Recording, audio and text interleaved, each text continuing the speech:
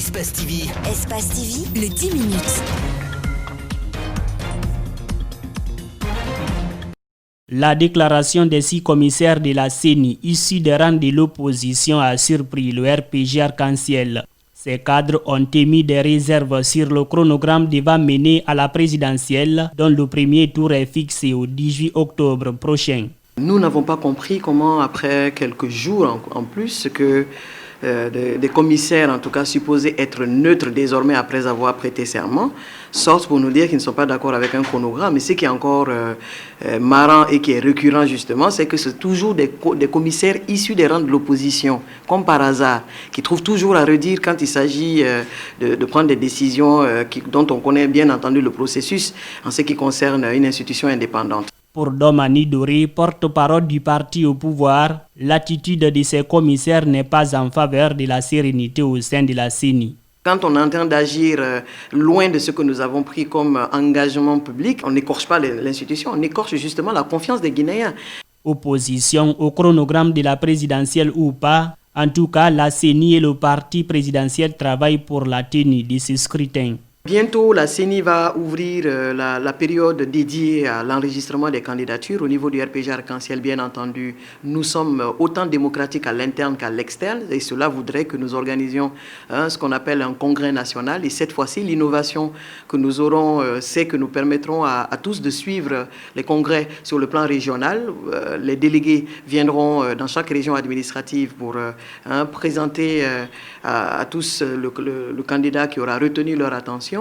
Malgré la mise en garde de ces commissaires et celle de plusieurs partis de l'opposition plurielle, le RPG Arc-en-Ciel reste droit dans ses bottes et se prépare activement pour cette présidentielle. C'est après une minute de silence en hommage au Premier ministre ivoirien Amadou Gon Coulibaly, décédé mercredi, que Mamadi Touré a entamé son point de presse. Dans la diaspora guinéenne, c'est aux États-Unis que la Guinée a enregistré plusieurs victimes dues à la Covid-19, informe-t-il. Le département des Affaires étrangères et des Guinéens de l'étranger, conformément aux directives du chef de l'État, a apporté tout le soutien et la solidarité du gouvernement à la diaspora en difficulté à l'étranger, note Mamadi Touré. C'est dans ce cadre, précise-t-il, une cellule de soutien a été mise en place au sein du département pour recueillir auprès des services extérieurs et les conseils des Guinéens de l'étranger toutes les informations relatives aux préoccupations des Guinéens vivant à l'étranger. À travers cette cellule, le département a réussi le rapatriement volontaire de certains d'entre eux bloqués à l'extérieur. Le département a facilité l'ouverture de corridors humanitaires aériens qui a permis l'acheminement de l'aide humanitaire médicale et de bénéficier de l'assistance médicale de nos partenaires et amis. D'autres rapatriements sont en cours d'organisation, rassure le chef de la diplomatie guinéenne qui reconnaît tout de même la complexité dans les opérations en cette période de crise sanitaire. Sur le plan régional et continental, la Guinée participe activement à la coordination et au suivi de l'effort de riposte. Ceci dans le but d'envisager des mesures pour enrayer le coronavirus et faciliter la circulation des personnes aux frontières tout en renforçant les dispositifs sécuritaires et sanitaires, insiste le ministre des Affaires étrangères et des Guinéens de l'étranger. Renforcement de la sensibilisation de la population aux dangers de la Covid-19 et à la nécessité de modifier les comportements afin de briser la chaîne de transmission de la maladie et de contenir sa propagation.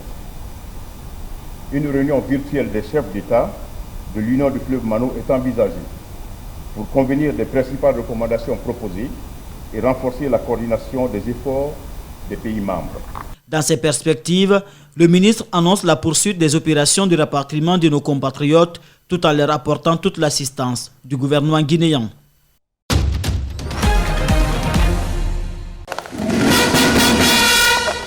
Sous une pluie battante, le général Ansoumane Camara rencontre ses hommes. Il les félicite et encourage pour le travail qu'ils sont en train d'abattre depuis maintenant 3 mois dans le cadre du respect des mesures liées au port de bavette, mais aussi exhorter les hommes de rang à poursuivre cette activité dans le respect des consignes qui leur ont été édictées. Je les remercier dans un premier temps pour tout ce qu'ils ont posé comme acte et leur sensibiliser, de leur réitérer les instructions de l'autorité suprême, c'est-à-dire le chef d'État, pour dire que nous devons, nous, les services de sécurité, nous devons être les premiers à se protéger avant d'obliger les populations à porter les bavettes ou à respecter les mesures barrières. L'occasion a été mise à profit pour présenter et inaugurer la place d'armes, une première dans l'histoire de la police guinéenne. Le directeur national et sa troupe reconnaissent les efforts de l'actuel ministre qui a bien voulu mettre cette place à leur disposition. C'était l'occasion pour nous aussi d'inaugurer et remercier notre ministre de la Sécurité qui a bien cru mettre à notre disposition cette place d'armes qui fait la fierté de la police nationale. Il a dépensé des centaines de millions pour vraiment nous donner un joyau comme ça. C'était l'occasion pour certains agents aujourd'hui de voir cette place d'armes.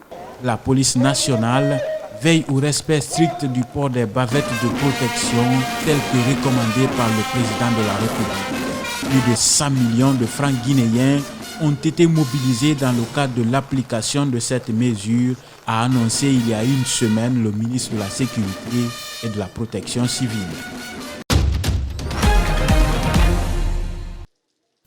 Un vol transportant une cargaison humanitaire et des fournitures médicales destinées à la lutte contre la Covid-19. Ce don de la Russie vient renforcer le système de santé de la Guinée et par ricochet le plan de coopération entre Moscou et Conakry. C'est le lieu et le moment de mettre en exergue la disponibilité exemplaire de la société russale qui, une fois de plus, a fait preuve de sa capacité d'agir d'une manière efficace et concrète.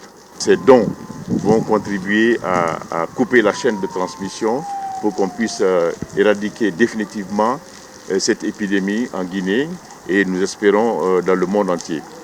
La compagnie Russal, en collaboration avec l'Agence nationale de sécurité sanitaire, participe au programme national de riposte contre la Covid depuis son apparition sur le territoire guinéen. Déjà, 9 sites de prise en charge pour le traitement des patients atteints du virus sont en place, ainsi que le centre de santé multifonction pour le traitement des maladies infectieuses à Fria. Aujourd'hui, ces 2 centres reçoivent quotidiennement des malades de la Covid-19. Le centre de Fria comprend une unité d'infection isolée, une salle de soins intensifs et un laboratoire de dépistage de la maladie à coronavirus Covid-19. Ce centre est muni d'équipements médicaux modernes, y compris de systèmes de surveillance au chevet, de lits multifonctions de réanimation. Grâce au travail des médecins russes et guinéens, 200 patients ont pu être traités avec succès dans ces 2 centres de santé, Fria et Kindia. Vont contribuer à renforcer nos capacités afin que nos centres de traitement et nos équipes de première ligne puissent avoir tout le renfort nécessaire pour pouvoir contrôler très rapidement cette pandémie dans notre pays. Pour permettre au pays d'en finir avec la maladie, la compagnie Russal rassure qu'elle continuera autant qu'elle pourra à contribuer au développement et au renforcement du système de santé en Guinée.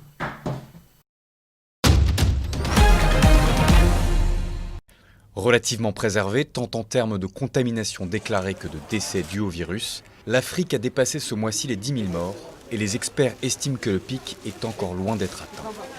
Au Burundi, le projet de lutte contre la propagation du coronavirus, annoncé par le nouveau président Evariste Ndayishimiye, intitulé « Je guéris, je ne contracte pas, je ne contamine pas », a été lancé dans la capitale Bujumbura lundi. Une volte-face complète dans la politique sanitaire du pays, qui avait jusqu'ici largement ignoré l'épidémie. Je suis venue par ma volonté, car je veux connaître mon état de santé pour voir si je n'ai pas ce virus, car on en parle beaucoup ici au Burundi. C'est pourquoi je suis venue, pour faire un test et voir si je ne l'ai pas. Et près de la moitié des cas recensés en Afrique sont concentrés en Afrique du Sud, qui comptabilise plus de 220 000 infections et 3 600 décès recensés à ce jour. Le ministère de la Santé du Gauteng a creusé des tombes pour les victimes du Covid-19 à Pretoria. Le pays se prépare à atteindre le pic de la pandémie dans les semaines prochaines.